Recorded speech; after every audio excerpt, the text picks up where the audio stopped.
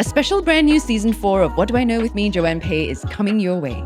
This time, I'm putting women in the spotlight and challenging this year's International Women's Day theme, Accelerate Action and its relevance in Singapore, a society that already provides equitable opportunities for women in many ways.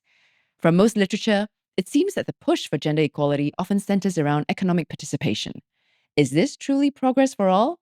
Or is it a carefully designed economic strategy to maximize GDP growth? And while female empowerment is celebrated, what about caregiving? Isn't it the most foundational role in any society?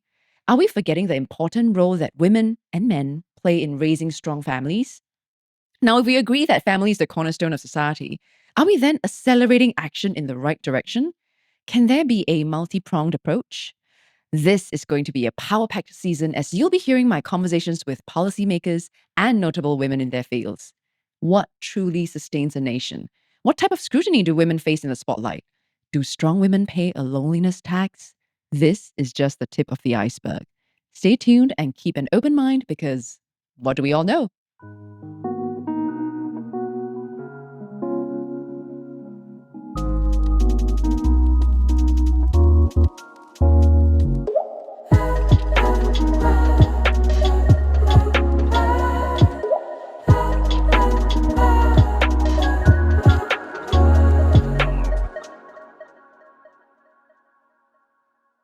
Hi, I'm Joanne Peh, and you're listening to What Do I Know Season 4 Women in the Spotlight.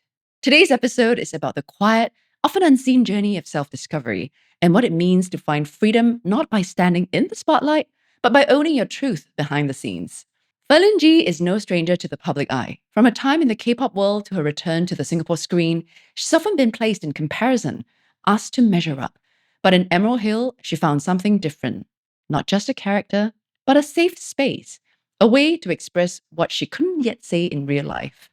Playing Zhou Hongyu, a woman with a painful past, allowed Ferlyn to confront her own grief, her need for release, and the balance between what the world sees and what we choose to keep private. This is a conversation about healing through art, reclaiming identity, and learning to define success and self-worth from the inside out. Let's begin. Hi, Ferlyn. Hi. Thanks for coming on the show. I think the last time I spoke with you, we were doing a drama together. And that if you was, recalled. I think, like four years ago. No, Okay, 2 years ago. No, much longer than that. It was before COVID, I think. Yeah. No, it was. Yeah. I Right. remember. Yeah. So that was the first time I met you, and you always strike me as someone who is just very bold and very outspoken and unafraid to speak your mind. Am I quite true about that? Or I'm not sure about the outspoken part. really? Yeah. But when I was chatting with you, I thought like you were very like just not unafraid to speak your mind. I think it's like if it's off camera and it's like a 1-to-1 where I know that it's a safe space, then I will be more outspoken. Okay, all the cameras stop rolling now. We just pretend the cameras are not rolling now. Everybody just focus. We're just having a heart-to-heart. This is a French cafe. Pretend that we're in France. I mean, like, we try as best as we can. I think I can understand also, I guess, sometimes with the industry, it can be a little bit intimidating. Yeah. And you also don't know whatever you say and how that's going to come out. Yeah. You think, is that what it is? I feel like sometimes when you speak your truth, although majority of it, people will feel like, yeah, I understand where you're coming from, but there will still be some minorities of a group of people where they will be like, but how can you know? But it's bound to happen. I know. So I rather stay silent. Oh, come on. You're in a big role, like one of the most talked about dramas this year, Emerald Hill. Yeah. And also a character that a lot of people have told me that, hey, it's like a little bit tragic, but also a very strong character. So I guess we can start a little bit with, just what is your character about? Tell us a little bit. In Emerald Hill, I play the role Zhou Hongyu. She tragic life, a lot of adversities. Before 17, she has a huge power of like, I wanna fight for my freedom. I'm gonna do whatever it takes to run out of the men's club, before everything is taken away from me. But I mean, life is hard. You don't life don't go according as planned. Eventually I I was brought back to the men's club, and my body was sold to this guy that he's a very violent person. So with much suffering, I think eventually I lost that spirit of survival, and I was just like an empty shell and waiting to die. Until I found out that my real identity is Nyonya, a Nyonya princess under the Zhang's family. They are actually like the richest family in Emerald Hill. Right. Literally.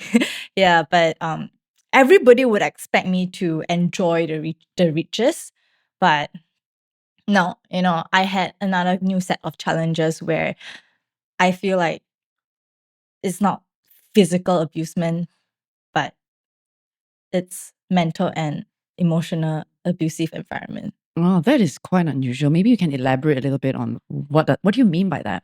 Like, I mean, logically, I know that I belong to this family, but as a human, I don't feel belong. And I was told to hide my past. I was told to change my narrative. And that made me feel a very different way. Like, on the outside, it feels like you accept me, but I don't feel accepted at all. Oh. Yeah, so that's where the struggle happens. Yeah, when I was playing. From that background of being in a men's club to now being the richest family's daughter. Yeah. Right? And of such a, not just wealthy, but in terms of that reputation, everything is what anyone would probably want to, right? Yeah. I mean, people would probably, like in many examples, right, would want to be in your position. Yeah. Right? And yet, at the same time, your character didn't feel like it was one of the best things that happened to you. It was a struggle emotionally, right? So I guess maybe you can elaborate a little bit more about how this sort of outside perception of you and this inside struggle. What was it actually? Give us listeners a little bit more context on what that looks like. Yeah, when I was in production, while still very immersed in the role, I thought that not majority, I thought 100% of the audiences will relate and resonate with my character. Meaning why you were unhappy being back. Yeah, why am I not like celebrating? Why am I not like enjoying my life as a Nyonya princess, right? Why am I so dark? Why am I still not grateful? Why am I doing things that logically it's wrong? But now watching it on TV, as Ferlyn, I still agree with what Anya is doing. Right. And if I were to put myself back into her position as Ferlyn, not as the character, I think Ferlyn would do the same thing. Like, sometimes you know what's wrong and what's right. But it doesn't mean like you know it's wrong means you don't do it. If that is your escape route, then there's no choice. Like, you need to heal. You need to do things to make yourself feel better. Not even though logically it just doesn't make sense.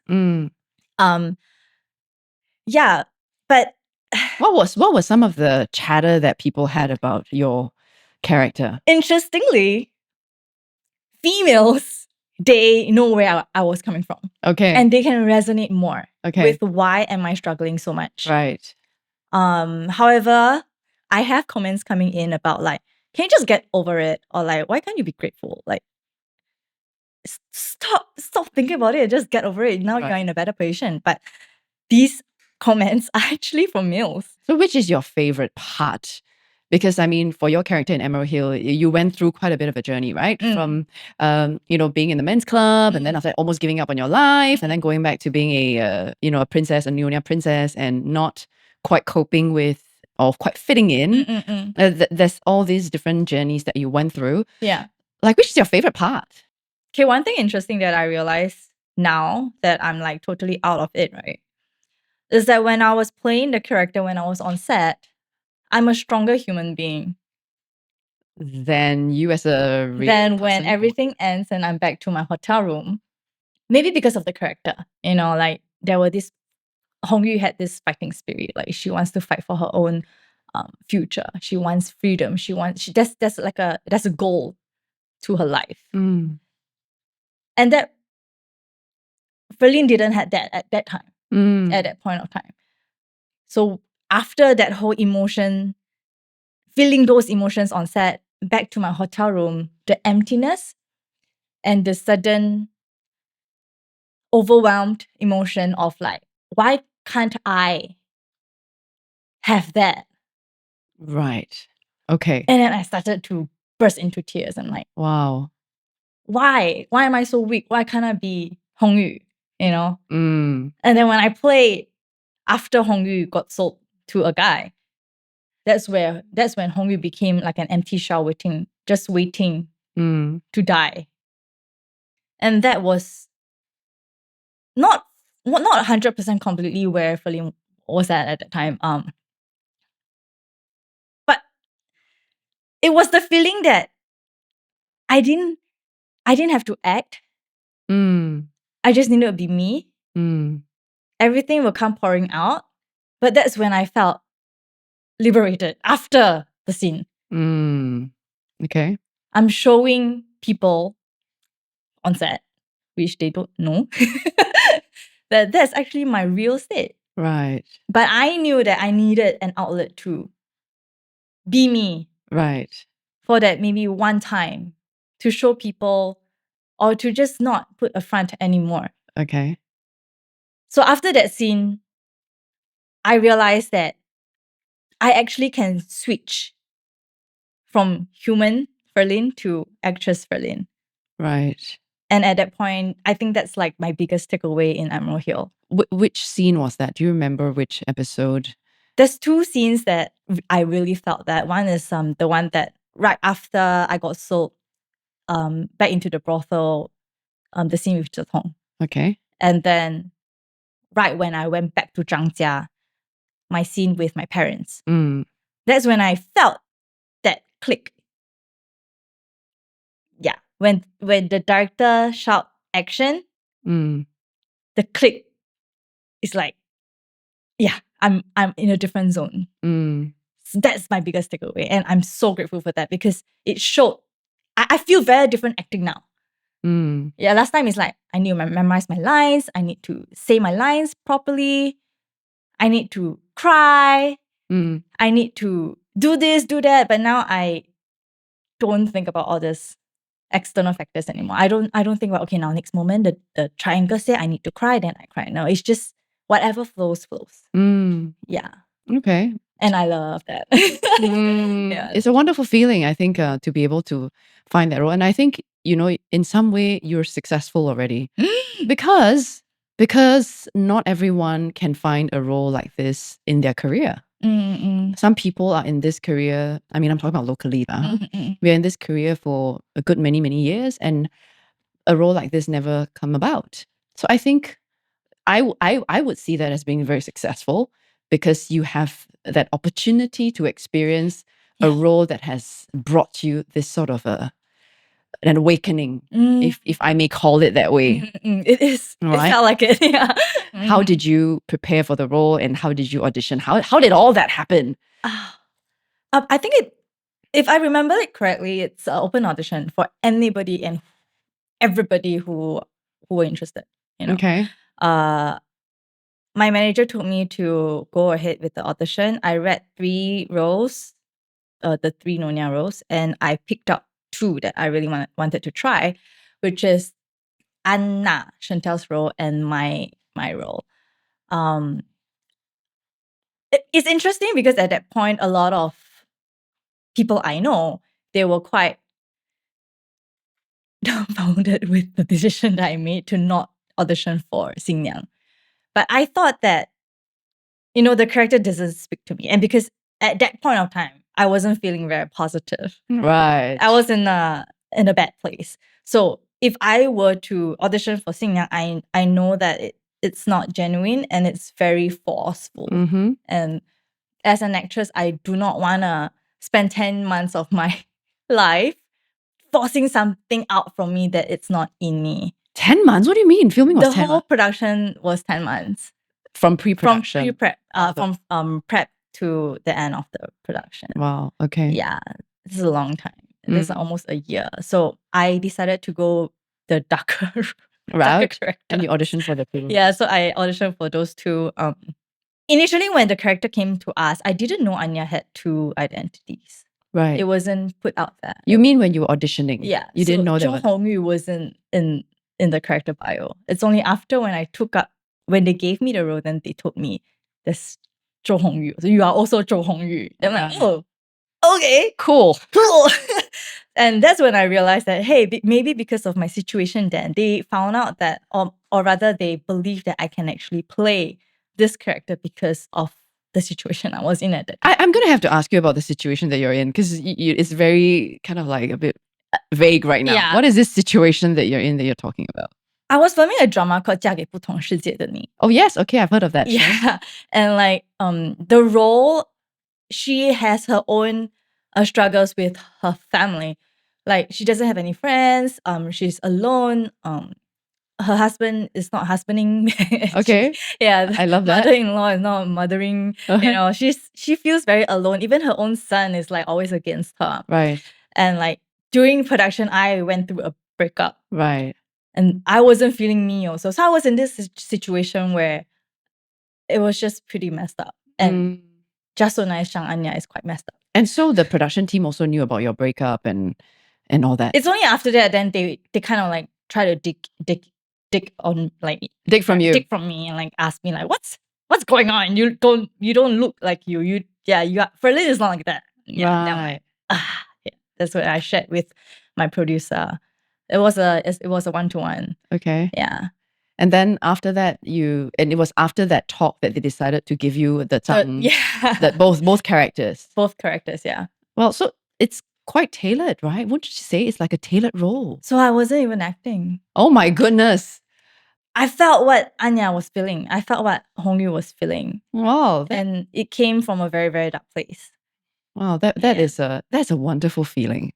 I think when you're at the stage of your life where you happen to land a role that was just kind of, fitted into that stage of your life, I think that's not everyone can say they have this experience. Yeah. And it's interesting because now that I'm watching it on TV, yes, I don't remember doing the things I did. Because when I was acting out the scene, you weren't really thinking of like I should be doing this, I should be doing that. Yeah. So what is it about acting that you really like? Okay, one is an avenue for me to really show emotions that I don't show in my life. And that's a problem about me because Ferlyn, she keep a lot in her. Like she doesn't show a lot. She shut down very quickly. And then being an actress... Shut down or shut off? Shut off and shut down. Right. She can shut off and then like... Power down. Yeah, I'm down. No, I'm not, Okay. I'm off, Okay.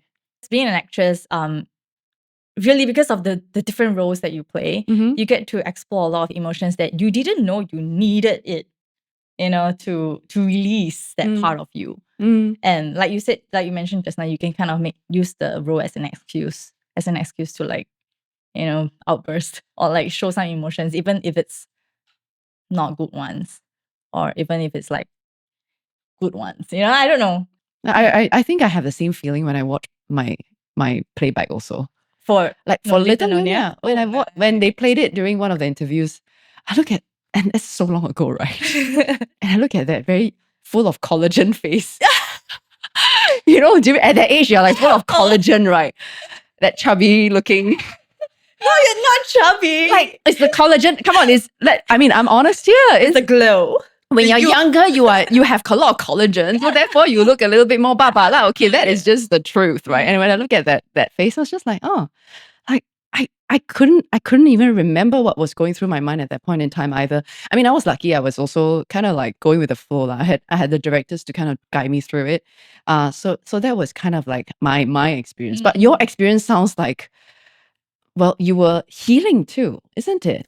You said you needed that outburst. You needed that sort of energy release in order for you to heal. But when I hear what you're sharing, right, when you're playing a role that somehow is a mirror of your current state of mind or current stage of your life, it is very cathartic. What it's like healing. It is, It's yeah. like you can be yourself and be vulnerable and be who you are and expose all your raw feelings and just pretend that, oh, this is the character that's doing this.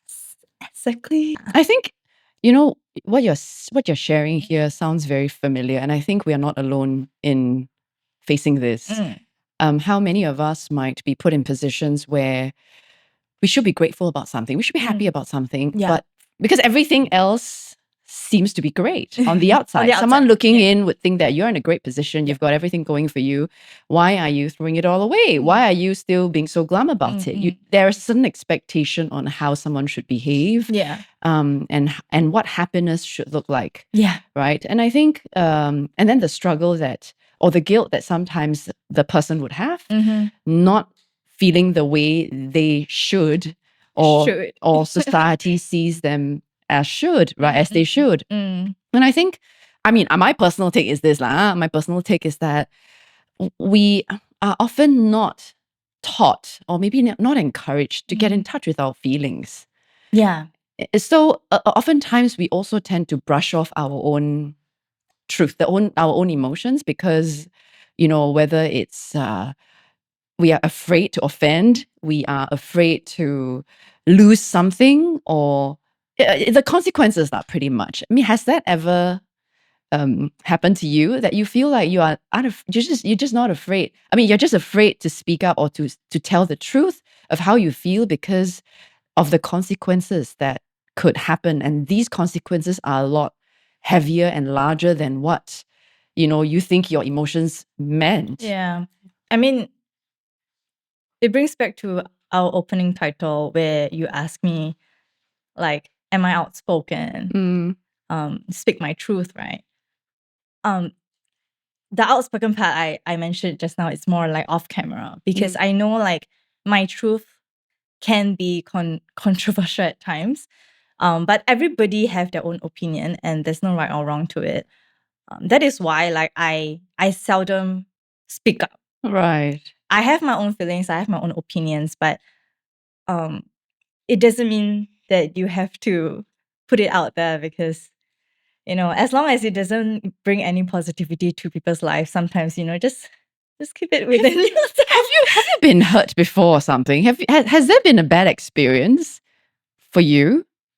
I'm not sure if there's like one specific experience or incident. Right. It's more like what I see from others' experiences that make me feel like maybe. What do you mean? What do you mean? Tell me more. Like, No, I just feel like sometimes less is more. And like the less you share about yourself, the more people will be curious. Oh, so that's kind of what you want. You want to keep it that way for people to be curious. Yeah. Okay. Interesting perspective. I throw this other perspective to you. Okay. In this day and age, right, where there is so much content going on everywhere, keeping silent just means you're not seen, not heard, right? It doesn't necessarily divert curiosity in your direction, because then, well, we're just going to pay attention to others. Yeah. Is that what you prefer? No. Exactly. You're a contradiction. I know, but because it's like my career and my personality is clashing. Like, I know my job as an actress, I need to put myself out there. You know, I need to be as outspoken, as active as I can. Told you this, my goodness. No. Who told you gotta be this? That's what I'm saying with my colleagues. Are you being this Anya or this, you know, like the family's telling you got to be this and that. And then like you're just like, all your ideas are from what people are telling you. Yeah. What about yourself? Like, how do you feel? What is it that you want? What is it that I want? Yeah, what do you want?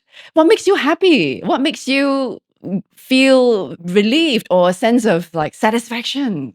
I feel like only recently I found that feeling of satisfaction when Emerald Hill is out. Okay. And people started seeing me, because I was so unseen before.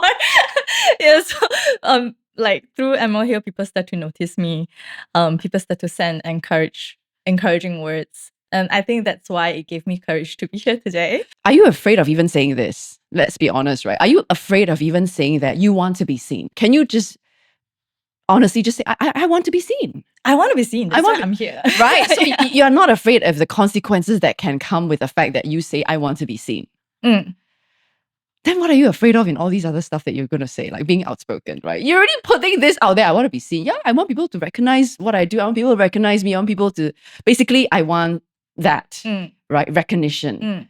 And again, if you want to be, concerned about what people would think, there will always be a group of people who say, you don't deserve it, or like whatever, right? Yeah. Whatever stuff that would not be what you want to hear. Yeah. Then I'm just like thinking, what's this? Then be who you are. If you have a viewpoint, just put it out there. Which was also how I felt about you the very first time when we met. Like, this girl is just so unafraid. And when you were telling me about your experience in Korea as well, like, everybody else just keep quiet and listen to the instructions that were given. You had to do this, that. And you were so like such a fighter, and how dare you talk to my mom this way? How dare you put my mom in this position? Like, I mean, there was that fire that I felt, in you. And I thought that was something very special and something that was, I mean, maybe I see myself like this. So I connect a lot with that. And I appreciate that a lot because it really shows someone who is unafraid. Also, even in our period dramas, right? In Emerald Hill, there's also a lot of female power. A lot of the women are very powerful, very strong characters. I think even in a lot of the period dramas that I play as well, right? There's also a lot of strong female characters. Yeah. So that's why, I mean, I'm just thinking whether or not, from your experience, like playing this character and being in such a high profile drama, has that sort of, given you a new perspective? Before I entered production, I was, for sure, in another state of mind. I was going through issues with my personal life. And I was also shooting another drama during that period. And then I jumped straight into Emerald Hill with that complex mind and complex life, which it worked out well because my character needed to play that. Okay. But soon after I wrapped Emerald Hill, I went into another drama. So I didn't really have a time to decompress. Yeah. Okay. Like, it's been a while since I felt my own emotions as Ferlyn. Oh, okay. Yeah. Okay. So it's scary for me to take on interviews because I don't know who I am replying as. Right, I see. Okay. Yeah. I get a sense of that. And sometimes I regret what I said. Okay. Because I know that that's not my truth. It's more of, during that moment, I felt this way because I was in that situation. Right. But it might not be Ferlyn's truth. Right. So I'd rather not. I see. Okay. Yeah.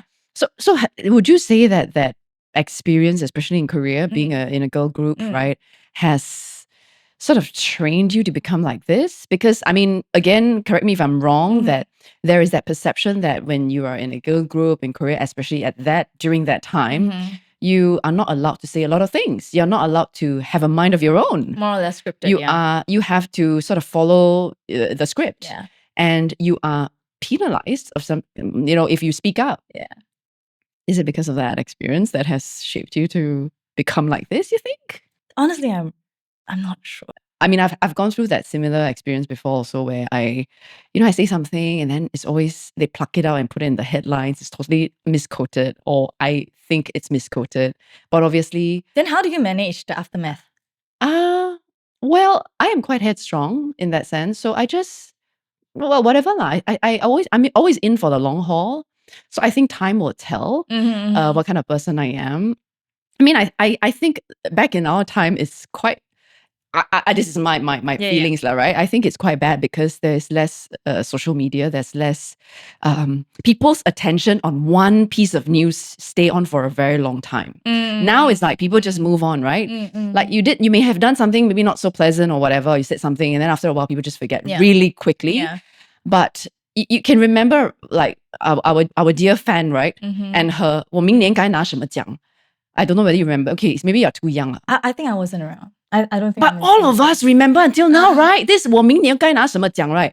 She said this one line on stage, and people remember forever. I mean, I was watching her during my time, and I think all of us who watched during that time remember till today her saying that. Okay. And she was so like blasted for it, right? Like, who do you think you are? You're just a newcomer. And then like she won a lot of awards. And as a young actress, she was just speaking her mind, right? She also didn't meant it as like, that's not her intention. like I should deserve to win again, you know? But it was just taken out of context and everybody was just, you know, harping on it. And years later, until now, you see how long has it been? And I can still remember that.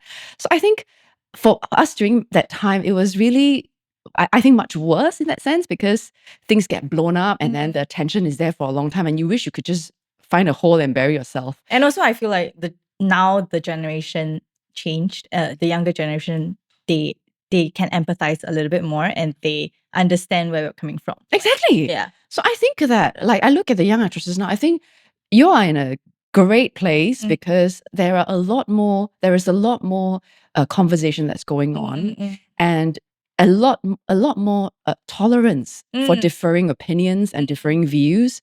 And that if you are speaking, as long as it's coming from a good place or it's coming from your own emotions, you don't intend to hurt anybody with your comments, then you know what's wrong with that. Yeah. You know, that's how I see it now. Yeah. And I think being honest about I mean, it's not that I want to also like purposely put an opinion out there. It's just sometimes when you're interviewed, you're being asked, right? Then I just speak, I just say whatever I think.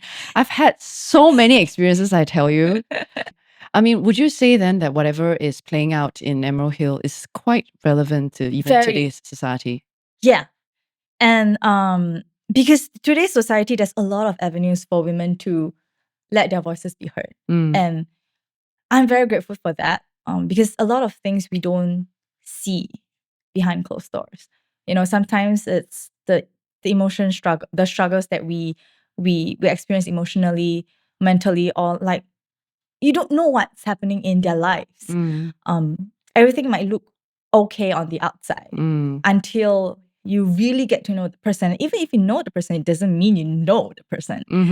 And I feel like social media is one platform for individuals like these that needs to seek help. Sometimes they will use these platforms to show hints. Like a silent scream, help me. And because today's generation, we are more empathetic towards like mental health. So yeah, very, very grateful from, you look at the progress that we have come in the 50s and now.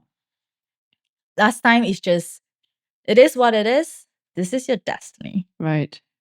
Just live with it. But now it's like, if you need help, there's lots of avenues for you to seek help. And do you think women these days are doing enough to uplift each other? Or are we making each other feel inferior? Today, yes. I feel like more and more people, we are helping each other a lot. We are uplifting each other more than I would say 5 years back. Oh. Like I felt the change before and after COVID. I feel like people experience life more, appreciate life more after COVID. I mean, I do. I have a different... Really? I have a different like feeling about this from you. In fact, I think that it felt like there was more warmth during COVID. More warmth? Yeah, people made an effort to gather. People made an effort to take care of each other, to send food. No, I'm talking about during COVID. I said before. Oh, before. Yeah, before and after. But right after, I think after things started to pick up, that dissolved. Really? Yeah. I think it really, that warmth was really very, very prominent during COVID times. And then after that, it's like... Back to... Yeah, I think so. Like no improvement. I wouldn't say no improvement. I think there was a lot more awareness and talk about like certain things were put in place. For example, healthy living and mental health and all of that was you know all stemmed from that COVID period, right? But when we talk about 人与人之间, you know, between people, that sort of warmth, that sort of like, you know, uplifting each other or like making each other feel loved and warm. I feel that was much more present during COVID. And after COVID, not so much of that. I mean, everyone is kind of busy and getting on with their lives, and some of us rebuilding our lives, right? So I guess it's also a phase now. Yeah. Yeah, but indeed, I think I don't know if that you see any similarities in the drama and in real life. That there is sometimes a little bit of that. On the surface, I look like I'm helping you, but on the behind your back, I'm doing something else. That sort of thing. You will never know until you experience it yourself. And then when you have to get to a point where you realize that, hey, it's not what it seems. Have you ever experienced that? In real life? Yeah. Yeah, for sure. For sure. Tell me more, if you can recall. I feel like I tend to beautify a lot of things. Okay. Until I realized that, I overtrust, I overshare. I think maybe that's why I started to be more defensive. Something must have happened. I knew it. No, I feel like it's a journey. It's like, it's not one specific thing that happens. Right. It's more like, I try to build relationship and then it's not what I thought. It's like just phases of life. Hey there! If you're enjoying this episode, please don't forget to like the video on YouTube. It helps us create more amazing content for you, and we appreciate every bit of support. Now let's get back into the conversation. So, I guess the question is, because I mean, we will have to talk about this elephant in the room, the comparison between you and Tasha, because obviously Tasha and you were in the same girl group, and there were also comparisons then, right? And I think I read in an interview before that you mentioned that she was always kind of in the center, and you weren't. And then she was like always the more beautiful one, and you weren't the beautiful one. And you also did mention in an interview that you sort of, started to come into your own and gain confidence. When I was in the K-pop group, right? I was still young then, like really young. And I was surrounded by unrealistic, beautiful people. And who were these people? I mean, you talk about Sunshide, Kara, they were so pretty and prettier in real life. Okay. And inevitably you will compare yourselves to them. Okay. And the formula is the same: diet, plastic surgery, more diet, more plastic surgery. Yeah, the only thing we can do immediately is diet. So the diet was quite crazy. We tried many different kinds of diet, raw food or even like keto. So when we're doing raw food, I mean literally raw food, like nothing is cooked. The vegetables are raw. We eat fruits, we eat yogurt, so nothing is cooked. Yeah, then we changed diet to like meat only diet, and then only to 5 grams of salt. So that's like the seasoning. And humans need salt. For the day or for that particular meal that you're talking about? For the day. 5 grams? 5 grams per day. So what? They measure it? They measure it. They put it on like a small Ziploc bag and they're like, okay, this is your salt for the day. So you decide how you want to ration this salt and what you want to add it to. Yeah. Oh my goodness. That's one type of the diet. And then we had liquid diet. Oh. Yeah, different kinds of diet. But I mean, obviously it didn't work if you were to Google back like how Ferlyn looked during like 2012, right? I was like way bigger size than I was even before I went to Korea. But why was that? I don't know. It just didn't work. Really, man? Really? Okay I mean, there are a few days where I'm like, oh, nobody's looking now. Run to the convenience store and like buy some chocolates. Okay. Chocolates. I mean, but there's just one day of the week, or like of the month. It's not like every day. So you were the little rebel. We all. I mean, it's over now. You can safely talk about it, right? Yeah. Then okay. Did you face the same sort of this sort of conformity to aesthetics or how you should look after leaving the Korean scene, or like any other industries you've been in after that, or have you ever been made to feel that you need to conform to a certain look since that experience? Not really. When I came back alone. And then I felt like, hey, I could finally live my life. But mentally and emotionally, I wasn't there. I was going through like a spiral of depression because I was at loss of what to do in my life, you know. But like my appearance wise, visually, if I don't look the best, it really did not affect me until my bandmate Tasha came back. And then there were noise about comparison about how she looks and how I look. And that's when I felt a little bit inferior. Like, oh, I forgot about that part. Because I'm no longer in the girl group. So I forgot about like, I have to look good. Right. But for who? I don't know. Just, because there were noises. I'm like, I need to look good. So that's when I started eating diet pills. It was bad. So the comparison was because in general, you were not looking so good compared to her. Okay. Yeah. So that's when I sought to different avenues of like how I lose weight, how can I look better. Yeah. And what about now? No, I don't care. I really don't care. I think like I'm at a better place. I'm at a healthier environment now where, along the years, I also realized that I don't define myself with what others say about me. Like I'm confident with who I am, and even if I don't receive as much love as I want to, I want to be seen, but I'm not seen. Not as much as I want to, but I'm content. And I'm happy now because I still get to do what I want to do. And acting is what I want to do now. And I'm fortunate. I'm blessed. I'm happy to be where I am.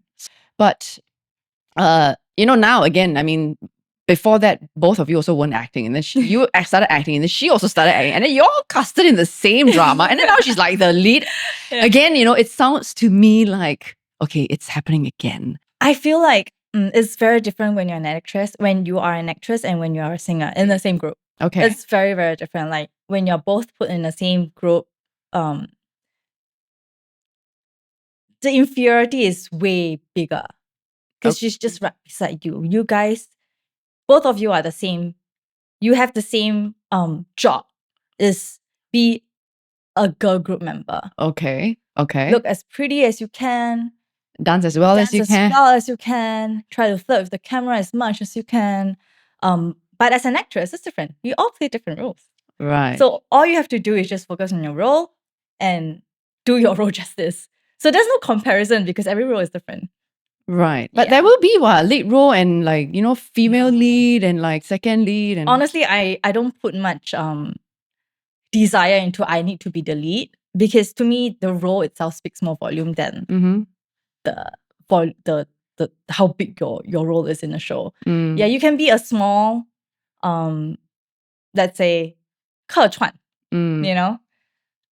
but you can make good positive impact. And I feel like recent years, a lot of dramas actually prove that smaller roles can also make a huge difference. Even like the recent Korean drama, When Life You Tangerine, and like who's getting the most, feedbacks now.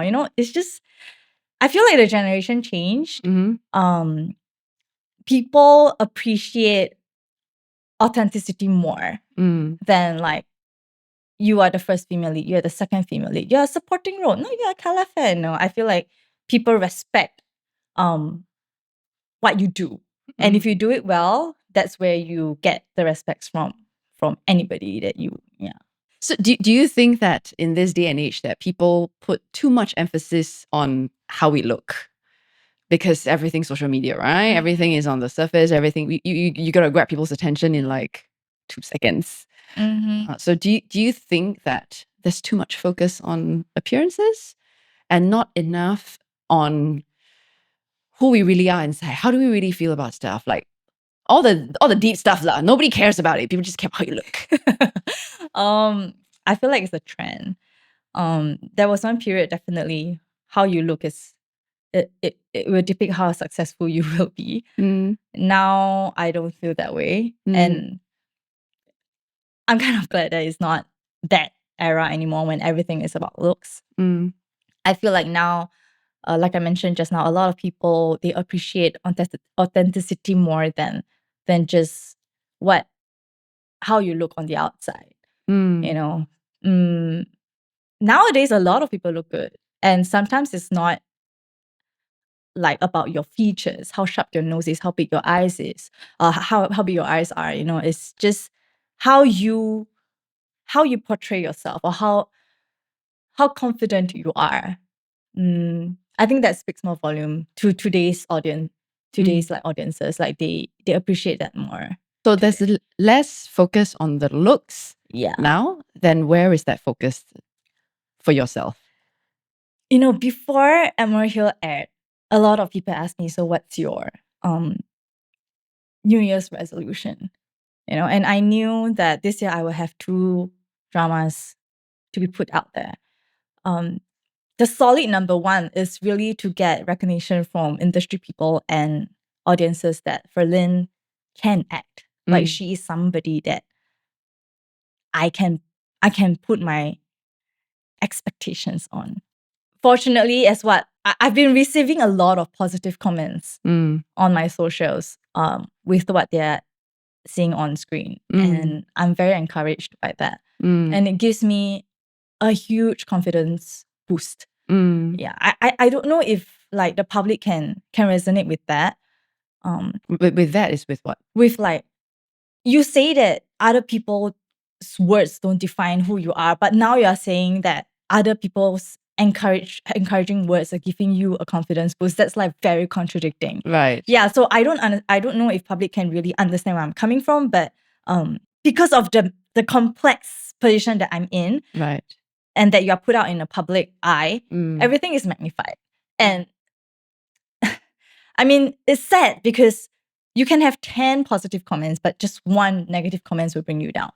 Will second guess yourself. That's you now? Or you always? Or me always, but less now. Right. Yeah. But still do. Yes. Okay. That's yes, a hard but it doesn't affect me. Like last time I was spiral. Right. Yeah, I will feel bad about myself. I will be like, it will affect my work. My work not ethics, the stuff that I put out there. It can, I mean, like people can see it from my behavior, from my eyes. But now I don't feel that anymore. I'll be hurt for 10 minutes or a day. And then when the job comes in and I have to make things happen, I will know what to do. I won't let that eat me up inside. Yeah. Okay. So then I think there's also some chatter about awards and all that as usual, right? Always with a high profile drama. Right. The lead actresses will be pitted against each other and saying that, who's going to win. How do you feel about that? Well, I really did what I could. Awards are awesome. Give it to me, I'll take it. Who would say no?